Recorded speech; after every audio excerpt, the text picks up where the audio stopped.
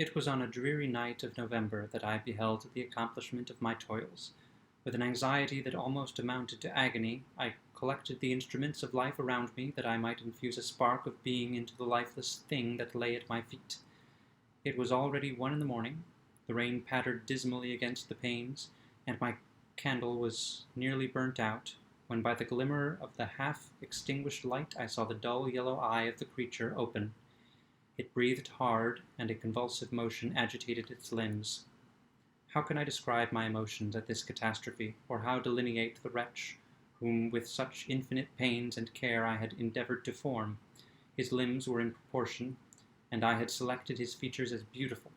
Beautiful! Great God, his yellow skin scarcely covered the work of muscles and arteries beneath. His hair was of a lustrous black and flowing, his teeth of a pearly whiteness, but these luxuriances only formed a more horrid contrast with his watery eyes, that seemed almost of the same color as the dun, white sockets in which they were set, his shriveled complexion and straight black lips. The different accidents of life are not so changeable as the feelings of human nature. I had worked hard for nearly 2 years for the sole purpose of infusing life into an inanimate body. For this I had deprived myself of rest and health. I had desired it with an ardor that far exceeded moderation, but now that I had finished, the beauty of the dream vanished. The breathless horror and disgust filled my heart. Unable to endure the aspect of the being I had created, I rushed out of the room, and continued a long time traversing my bedchamber, unable to compose my mind to sleep. At length lassitude succeeded to the tumult I had before endured, and I threw myself on the bed in my clothes, endeavoring to seek a few moments of forgetfulness. But it was in vain. I slept indeed, but I was disturbed by the wildest dreams. I thought I saw Elizabeth, in the bloom of health, walking in the streets of Ingolstadt. Delighted and surprised, I embraced her, but as I imprinted the first kiss on her lips, they became livid with the hue of death. Her features appeared to change, and I thought that I held the corpse of my dead mother in my arms. A shroud enveloped her form, and I saw the grave worms crawling in the folds of the flannel. I started from my sleep with horror.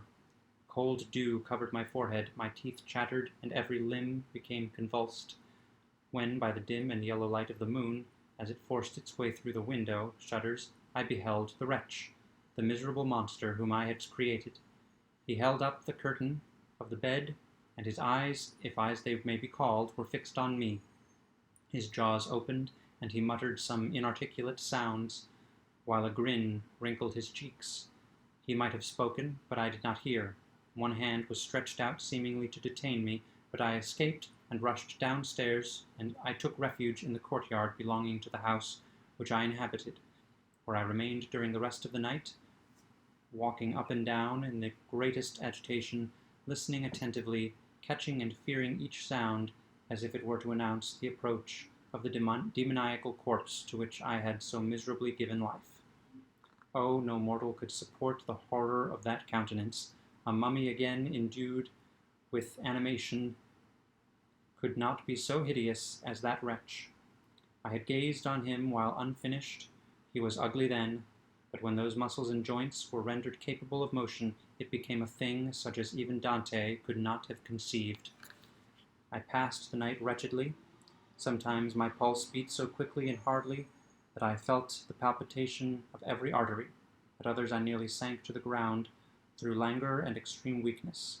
Mingled with this horror, I felt the bitterness of disappointment. Dreams that had been my food and pleasant rest for so long a space were now become a hell to me, and the change was so rapid, the overthrow so complete. Morning, dismal and wet, at length dawned, and discovered to my sleepless and aching eyes the church of Ingolstadt, its white steeple and clock, which indicated the 6th hour. The porter opened the gates of the court, which had that night been my asylum, and I issued into the streets, pacing them with quick steps, as if I thought to avoid the wretch whom I feared every turning of the street would present to my view. I did not dare return to the apartment which I inhabited, but felt impelled to hurry on, although drenched by the rain, which poured from a black and comfortless sky.